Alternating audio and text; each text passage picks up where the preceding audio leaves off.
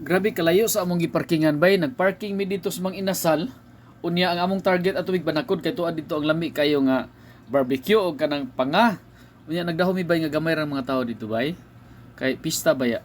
Pastilan pagkadaghan man sa mga tao nga wala imbitar ra bay gipanggutom.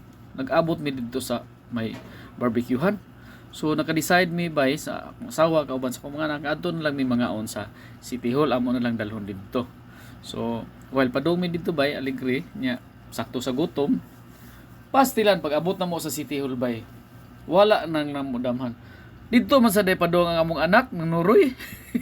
So nakauban gid mo bay ang among apo, among anak, among umagad sa pagpanihapo dito sa City Hall. Mo pa kanindot aning inani bay no kaning lakaw gani nga wala sa plano niya mahimong nindot og kumpleto bay. Unya ako apo bay mo sayaw-sayaw man din na siya bay. No, trawa. So grabe ang kaon namo diri bay kanang kaon gali bay nga may limit nga murag kaingon ta ba nga unsa naman ni katapusan na lang ning kaon. Nga kanang way lingkuran na nagbarog ra ka dili na mo feel nga busog na day kay kabay. Unya labaw sa tanan bay pinaka importante ini gumagkaon manghipos unya di gyud makalimot manghunaw. Mura to bay ha. Salamat kayo. Sige, bye.